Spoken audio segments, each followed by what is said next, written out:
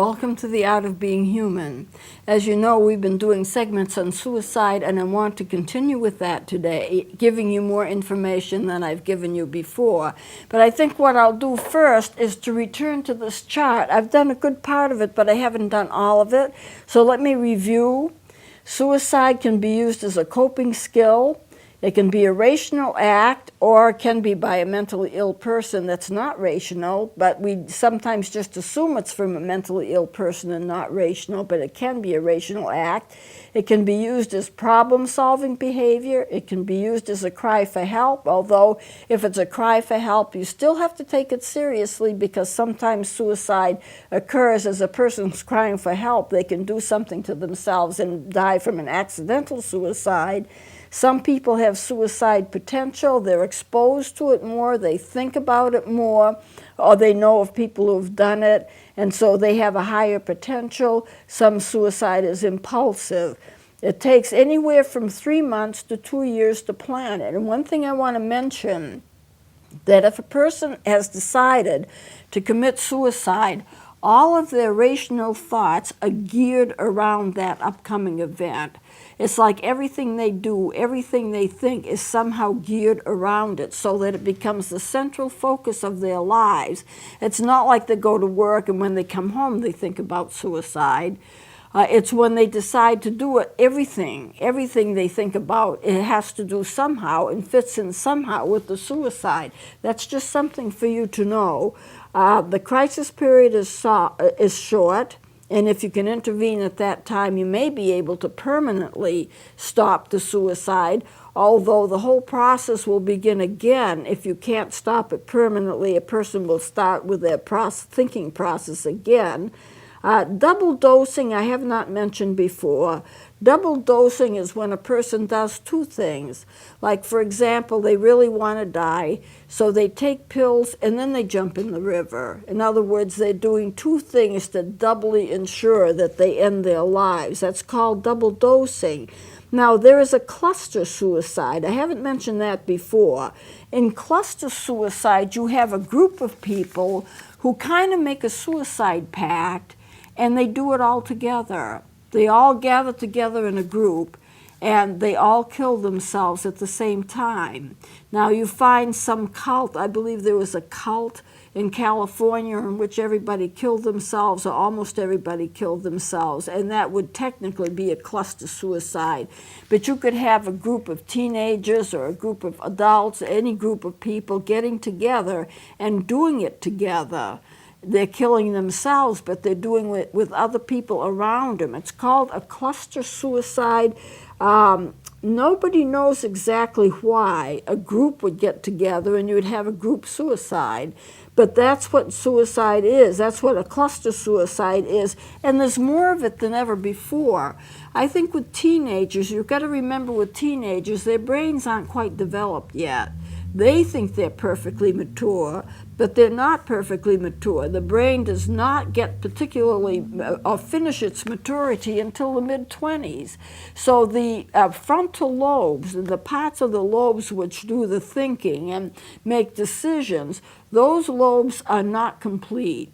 And so when you're working with a brain that has not completely developed, you can get some ideas that just aren't rational. And so they could get together as a group and do suicides together. Now, just to get personal, my cousin did something like that. I had a cousin, a female cousin, and she was with a boyfriend, and they felt that the parents didn't want them together for some reason, and they decided to kill themselves together. So they took a car and they went up on the mountain, and they just breathed the exhaust, and they killed themselves. They both died.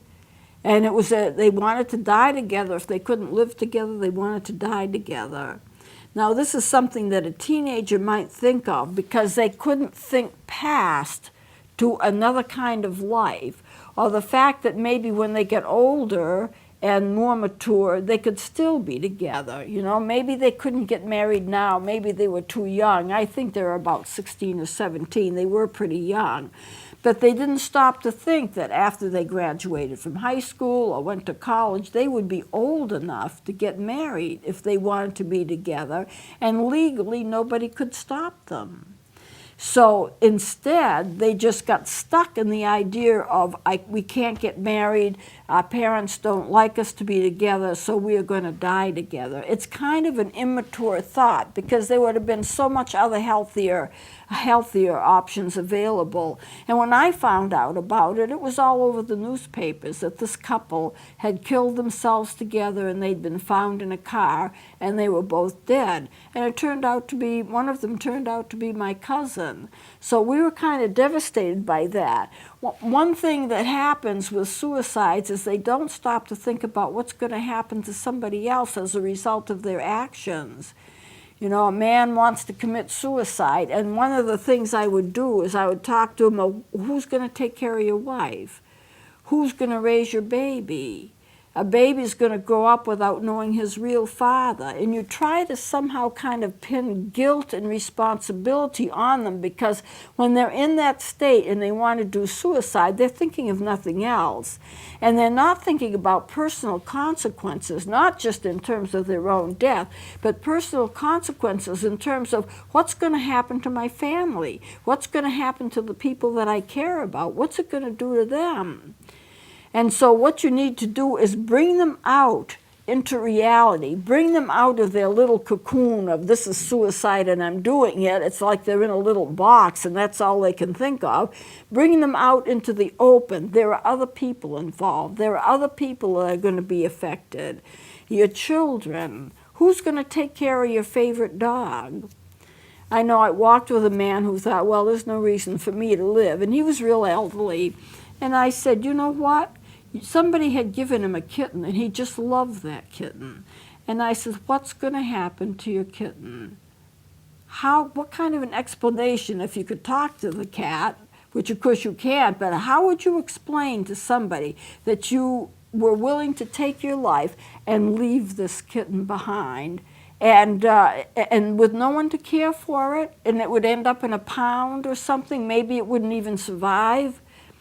And then he just had a quick change of heart. He says, no, I can't do that. I can't do that to my kitten. I love my kitten. I want to help my kitten. I want to raise my kitten. It's a gift from God that I have this kitten. And so I went along with that because I wanted to reinforce it, because it would also reinforce his life. And I says, God gave you a cat to take care of. He chose you to take care of this animal. Oh, yes, he did. He gave me the cat to take care of the cat. It would be unfair of me to do anything that would hurt the cat. And therefore, we spared another life just on that. So you see, you have to bring them out of where they are, bring them into something else, and give them hope. If they're hopeless, they're much more apt to do it than if they have hope. So you give hope wherever you can. Okay, so the cluster suicides, it can be, and this I want to mention, an act of self-hatred. If a person has no hope, who do they blame? Sometimes they blame themselves. I have no hope. It's my fault. I'm the one that's sick, or I'm the one that's alcoholic. I'm the one that's caused problems, and therefore I hate myself. I hate myself for being the person that I've been, for being the abuser that I've been, or whatever their reasoning is.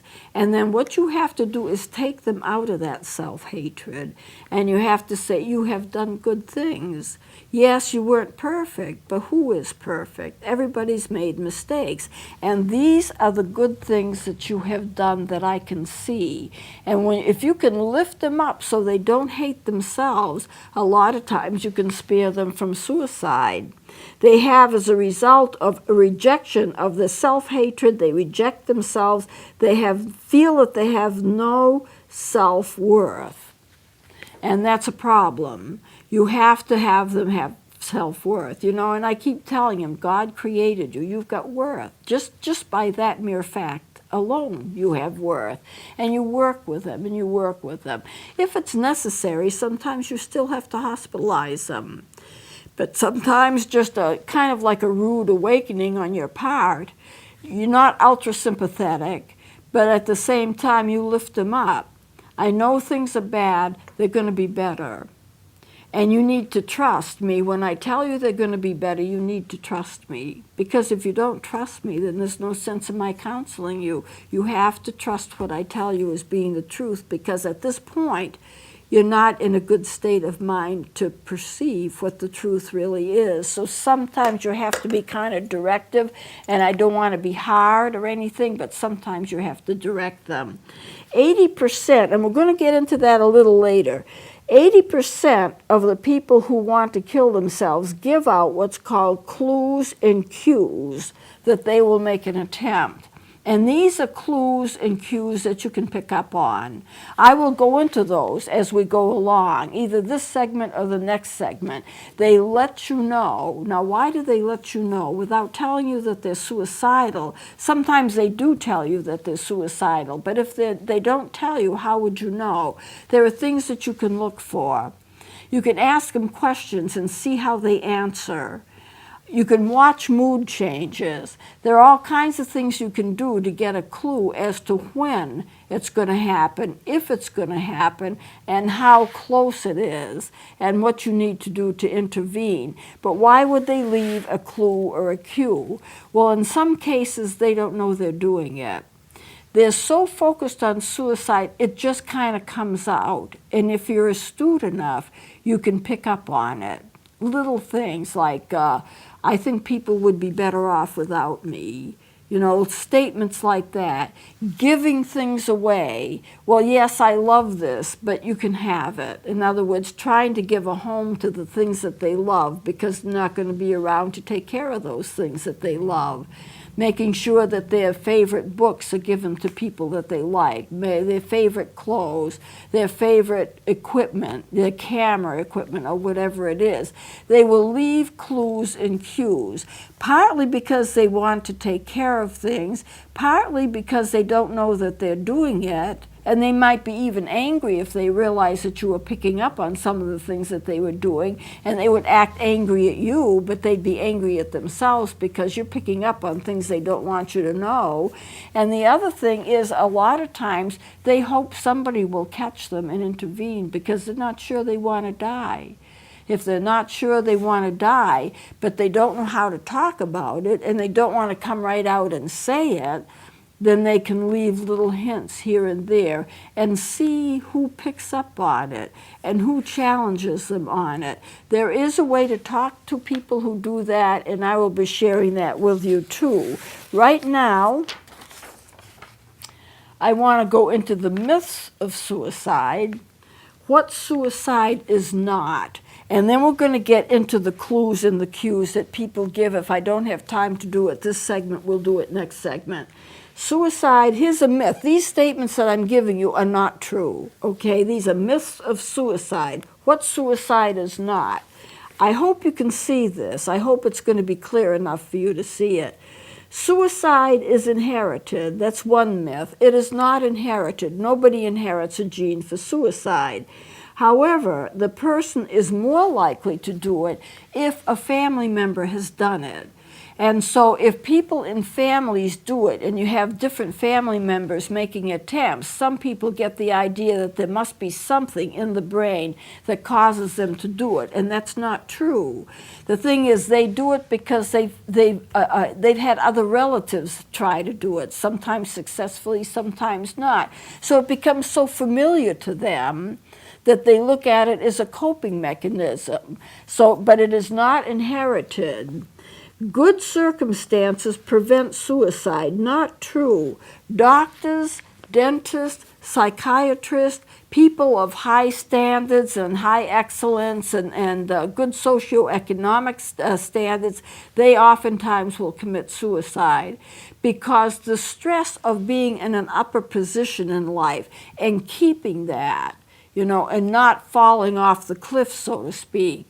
If you have a lot of money and you're a good doctor and then something happens to your practice, you get sued or something, and your practice isn't as good as it was, that would lead to suicide. So it's not, circumstances don't do it. Students who are doing very well in school will do it, and you wonder why. Why does a student who is doing well in school want to commit suicide?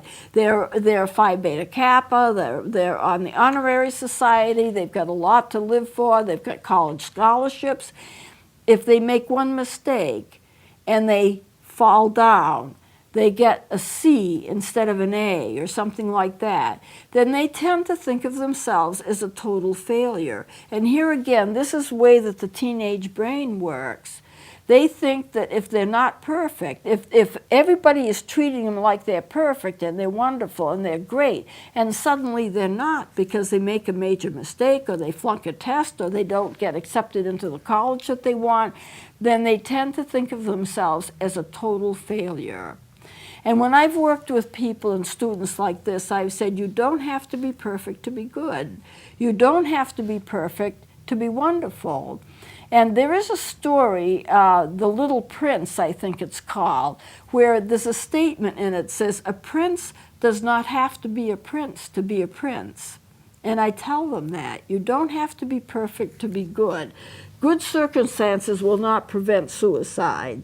Suicide is related to the weather. It is not related to the weather at all. But you find more suicides at certain times of year, especially around Christmas time. When students are going back to school, it's not perceived as being weather-related, it's a season of the year. Christmas is supposed to be a season where everybody's happy and everybody's jolly and everybody's seeing friends and everyone's buying gifts and everybody's receiving gifts. Well, there are a lot of people. They don't have families. They have no place to go. They've lost their jobs. Things aren't good. And to them, they can't look at the holiday season as being a happy season. We're very, very not realistic about what people go through during the holiday season. But the suicides is not based on the weather per se. It's the season of the year that causes some people to think about their losses instead of their blessings. Suicides are all mentally ill. I've already discussed that. That's not true. It can be a rational act. And let's see. Once you make a decision, I've mentioned this too, once you've made a decision, all acts are all your thinking is based around that. Most attempts at suicide occur from noon to 6 p.m., believe it or not. Most women differ in their attempts than men. Men use more lethal methods like shooting themselves. Women would use less lethal methods like taking pills. However, women make more attempts than men. Men make less attempts, but they're more successful in the attempts that they make because they're using methods that are more lethal. I've also read that women, or men too, if they jump off a bridge, they take their shoes off first before they jump. I don't know why, but that's also a fact of suicide. So there's only a few minutes left. I don't want to get started into something that I can't finish and just get partway through it. So next time, we're going to look at the cues and the clues that people give in terms of suicidal behavior. They are letting you know, whether they know it or not, some know it, some don't, that they are thinking about suicide. So we're going to talk about those clues and those cues, and also what you do about them, what you say, what you do, when you do it. When do you suggest a doctor? When do you take him to the hospital? When do you call the police? Because you may well need to call the police in some instances. How can you tell how soon it's going to be if there's an attempt to be made? Is there any way of judging how a person will react so you can kind of judge when it's going to occur? We'll be getting into all of that starting next week. So I'm hoping this is going to help you. And so if you have friends, you'll know what to do if they act like they're going to be suicidal. How do you ask them if they're going to to do it? What do you phrase it? How do you phrase your questions? And what do you suggest to them? There's a lot to it, but there's an awful lot of help that you can give. And so we'll continue with this next time. Please join me then.